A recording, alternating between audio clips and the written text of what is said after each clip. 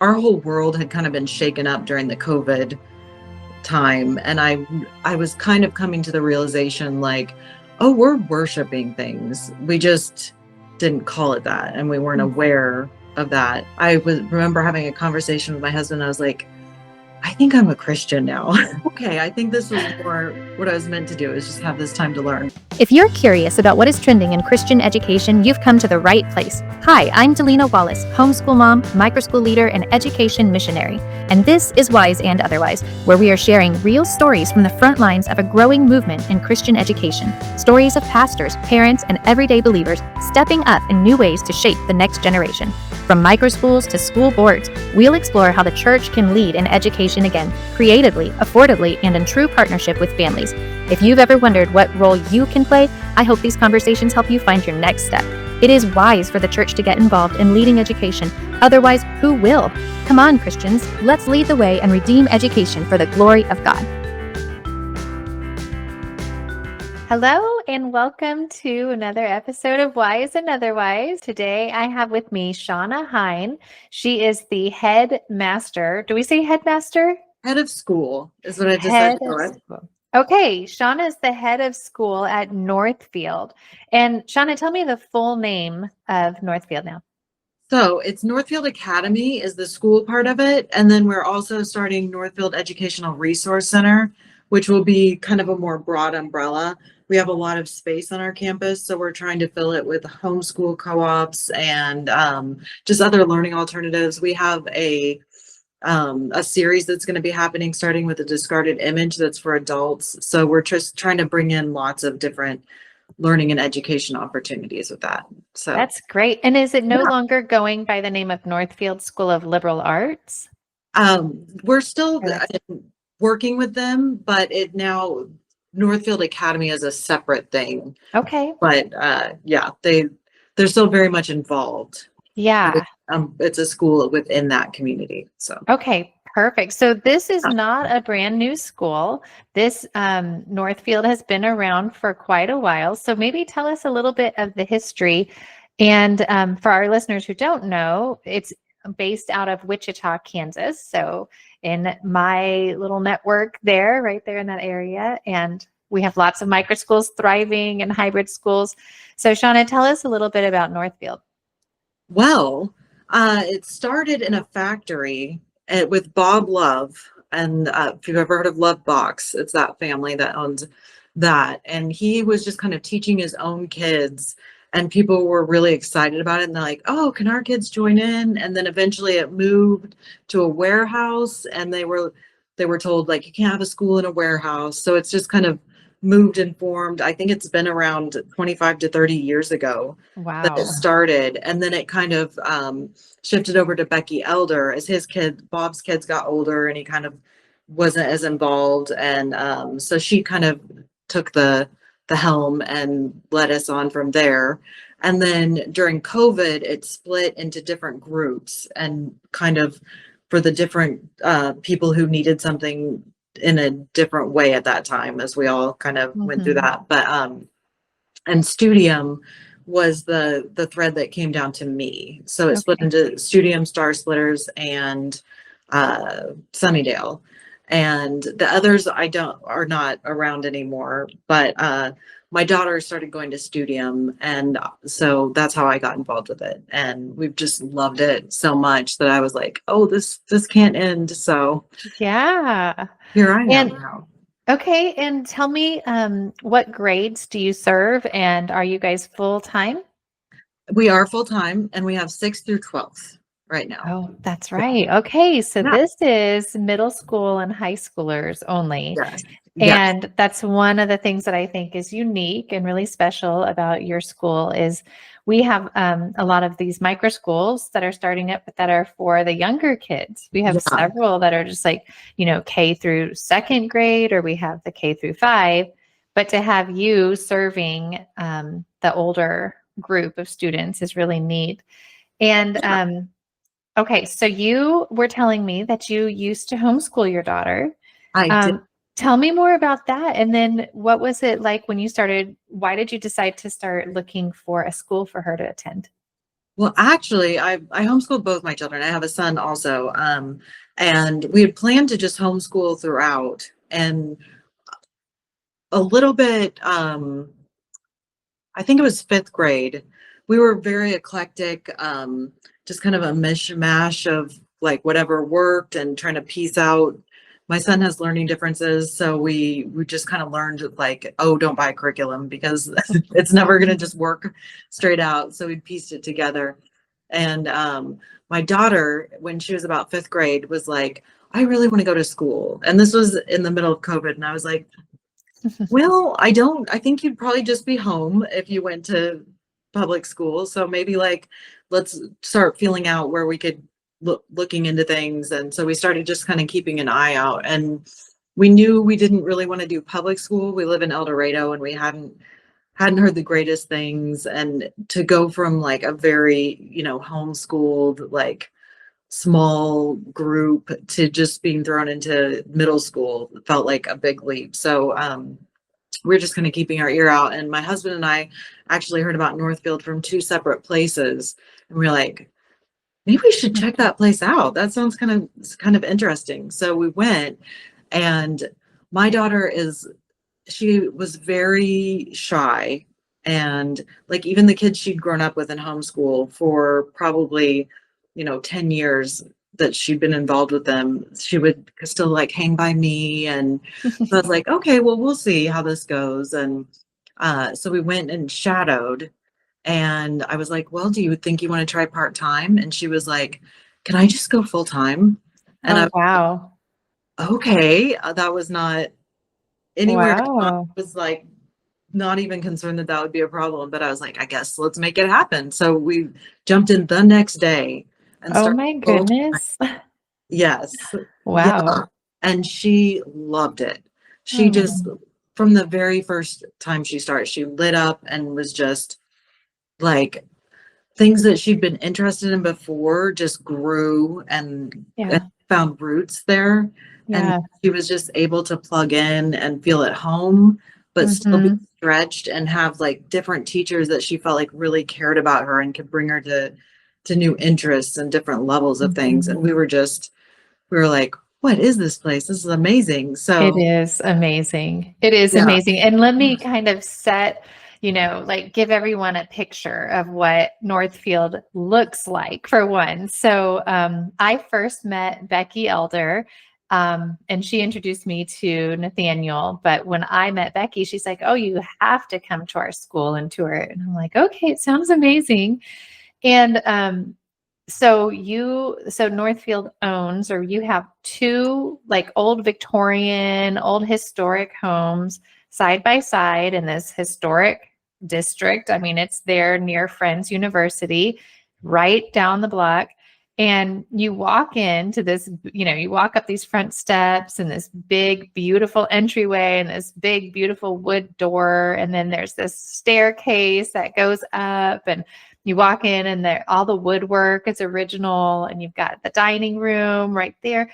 Everything's been converted in such a way to accommodate for learning and for, at the time I visited, I think there were only 12 students. I could be wrong. Maybe just that day there was 12 students there, Yeah. but they were just sitting around in the dining room and doing their classes, and they were cooking, and they were prepping different meals from around the country.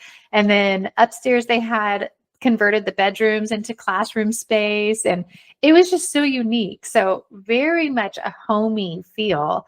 So I can see why your daughter would really feel at home there, coming from Yeah. homeschooling.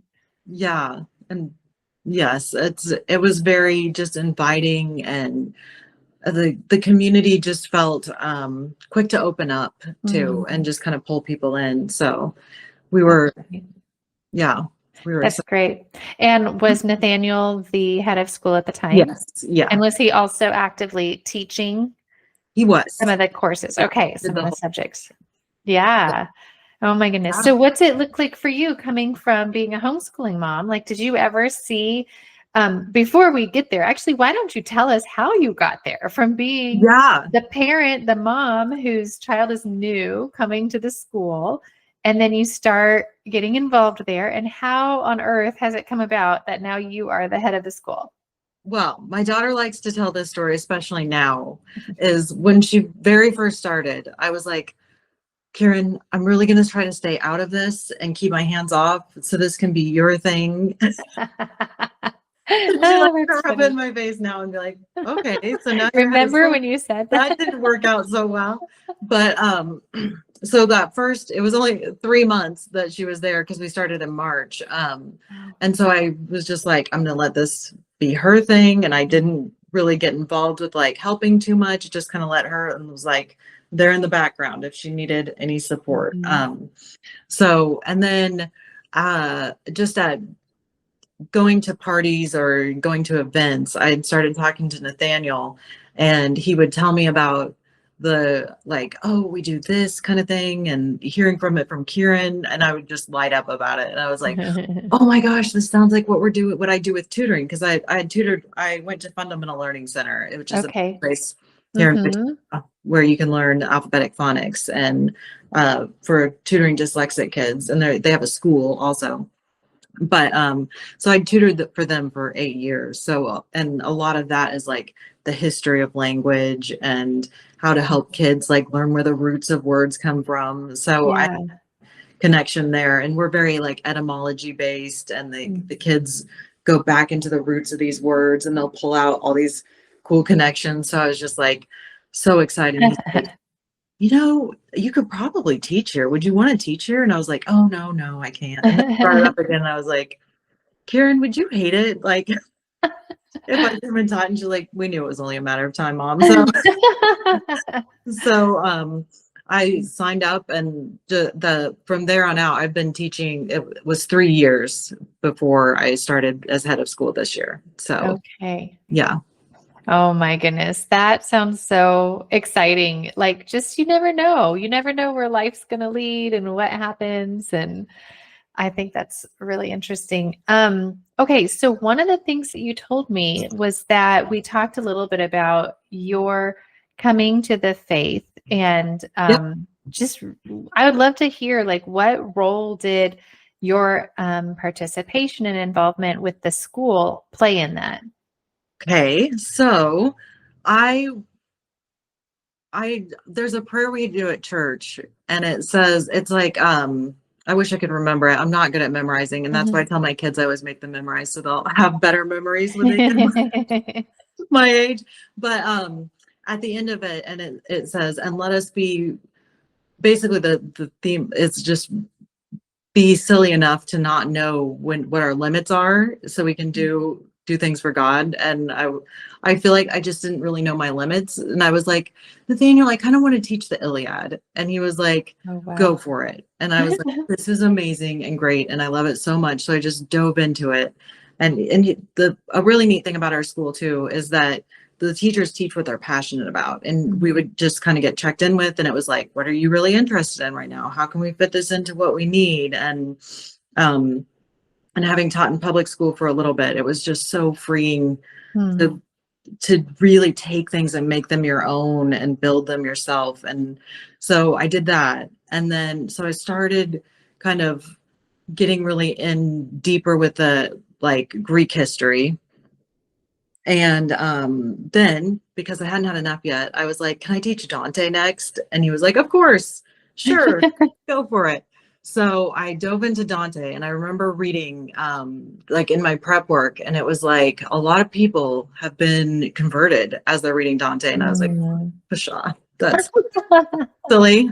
But like, having had just done Iliad and then doing Dante, and like our whole world had kind of been shaken up during the COVID time, and I was kind of coming to the realization like, oh, we're worshiping things. We just didn't call it that, and we weren't aware of that, and they didn't feel like very healthy things at that time. So I was kind of awakening to that, and then just going through Dante with the kids. And I had some really strong kids that had a really strong faith and had a Catholic background, and having the kids just light up and Hmm. say like, oh, this is the story of this, and it means that I can't think of any, like Rachel or and they knew like, oh, that means it's contemplative as opposed to active. And like just hearing it from them and being able to learn from them and see how like,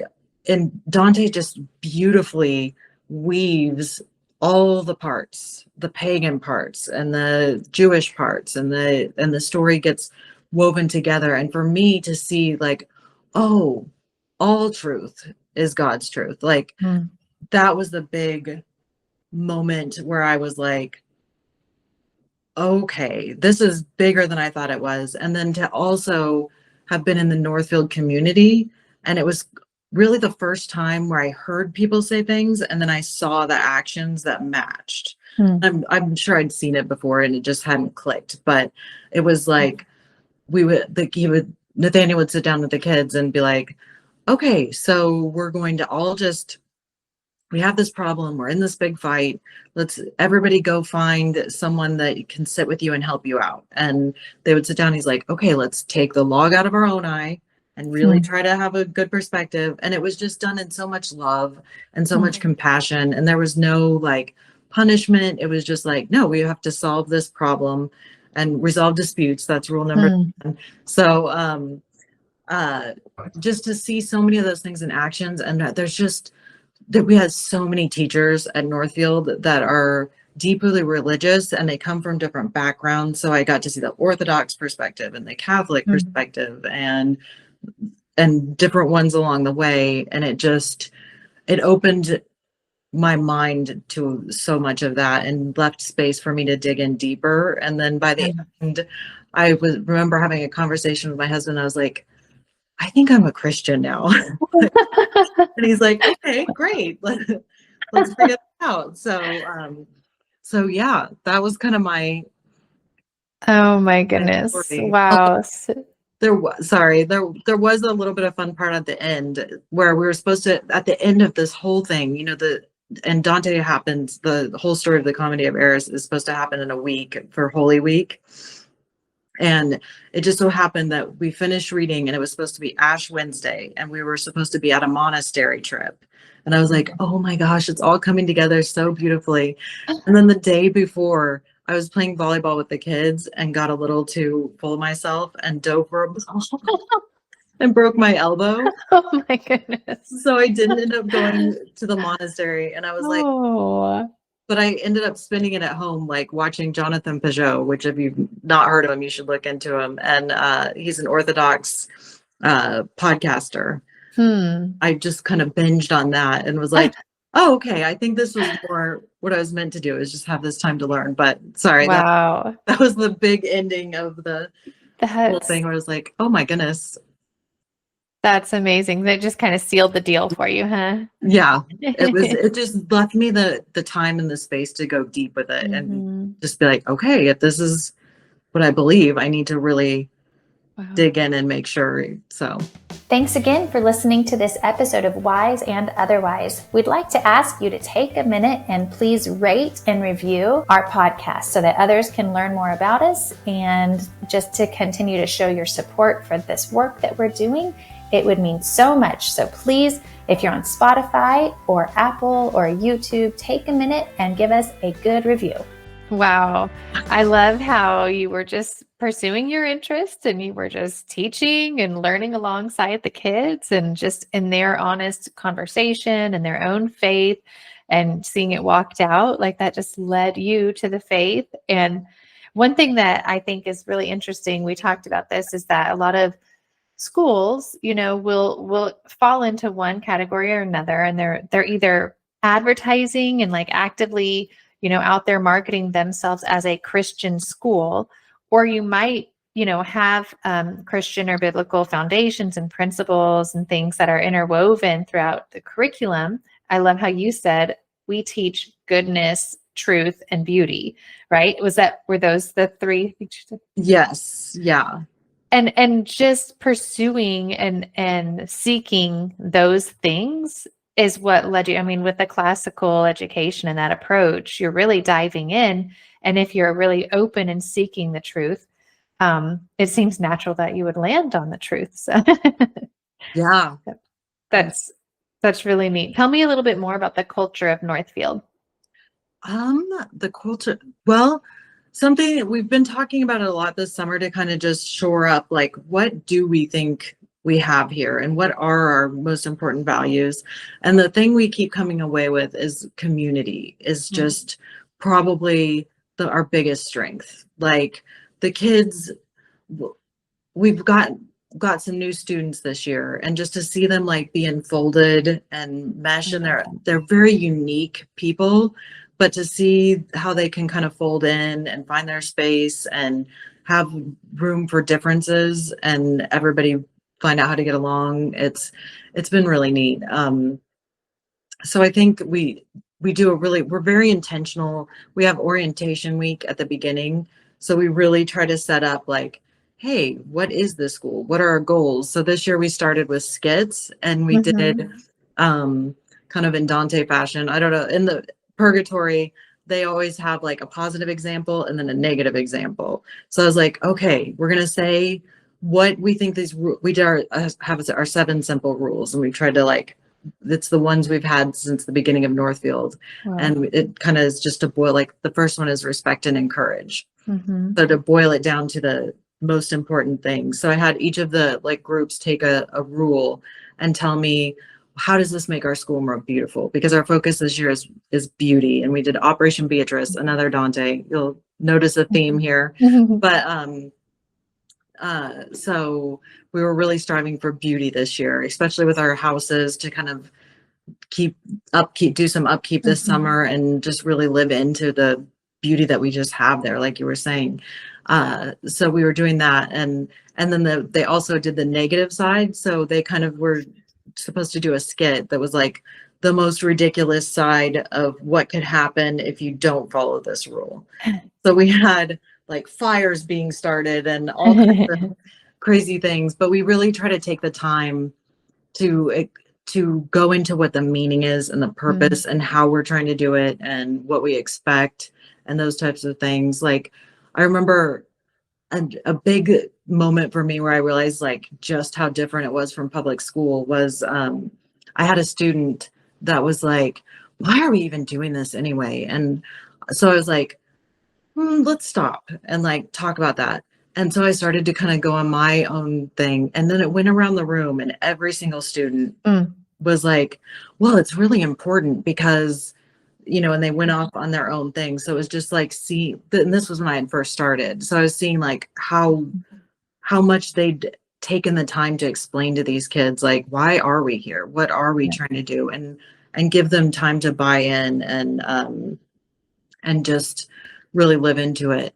So culture or the community, I would say, is one of the best things we do. And then we do the liberal arts. Like you said, we have that wooden door, and in it are carved the liberal arts by one of the, I think either someone Becky Elder, or one of her relatives. I don't know. I'm still learning and trying to absorb all the stories. But just really trying to teach the whole student and the whole person, really. And honoring that that's the liberal arts have the grammar, the logic, and the rhetoric as the trivium, and taking things the way kids learn and putting them into the forms that are most easily, and sorry, I'm kind of skipping around in my mind, but a lot of that too is if things are story based. Humans are very story oriented.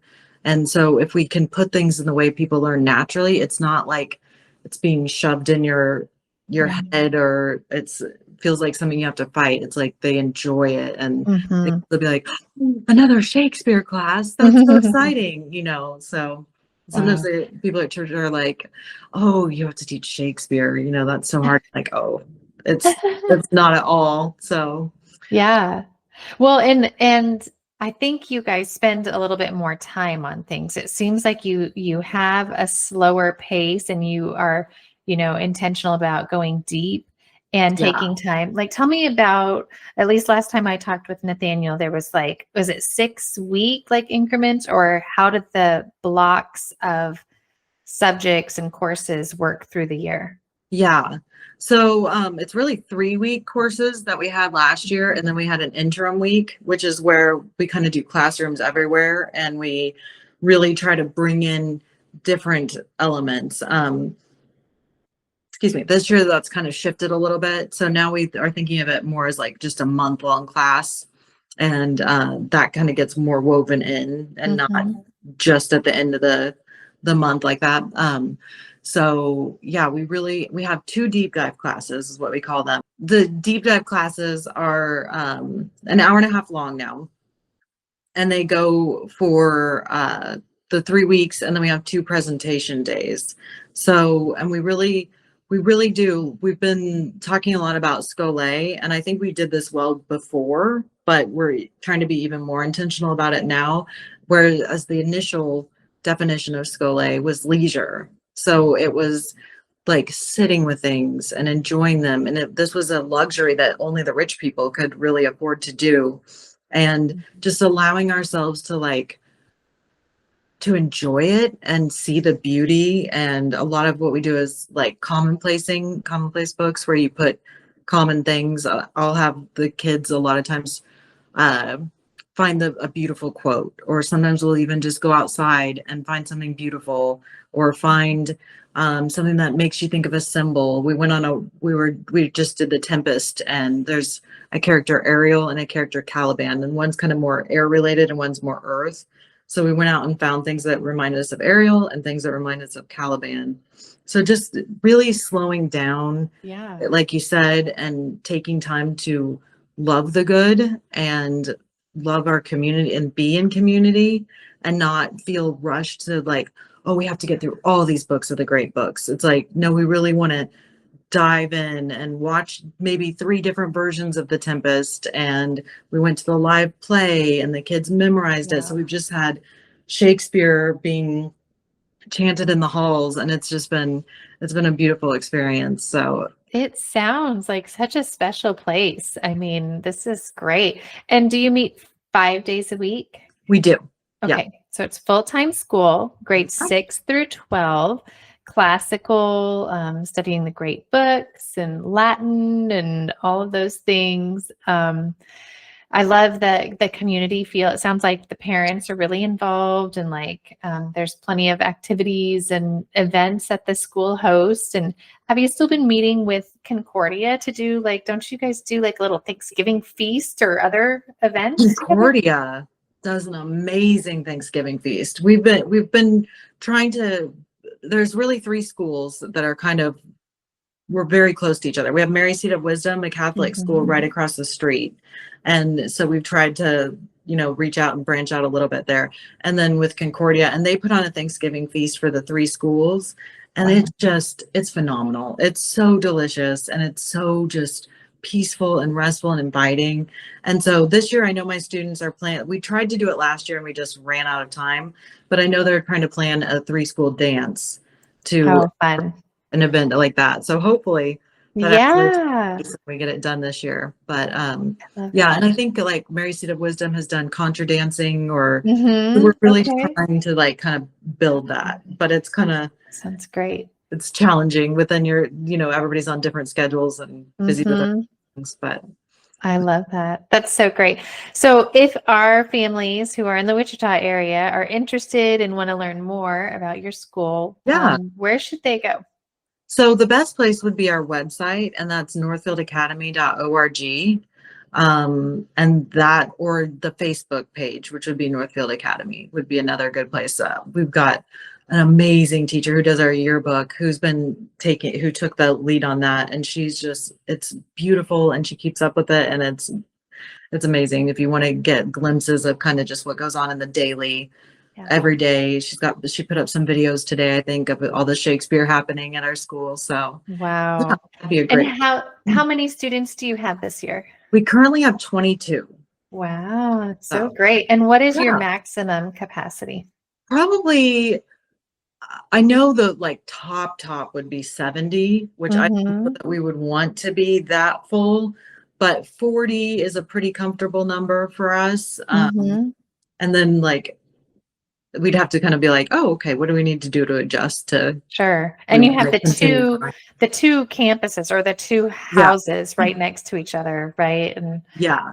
I know sometimes there can be activities or classes in one house or kind of back and forth, and you've got the property outside. So Yeah. Yeah. it's lovely. Well, if you are in the Wichita area and you're looking for an amazing classical school for your 6th through 12th graders, I would highly recommend Northfield Academy. And Shawna, thank you again for being with us. You're And welcome. I appreciate your time. I love hearing about your story and just hearing your journey, how the Lord's just kind of been directing your path and leading you. And here you're homeschooling and telling your daughter, I'm not going to get involved in your school, right? This is your thing. And then Yeah. here you are. Yeah. So. No, I'm just taking it over, but Well, that's great. Well, yeah, I hope you guys have a fantastic year. thank you so much. All right. Thanks for being on the show. And thank you to our listeners. We'll see you again next time.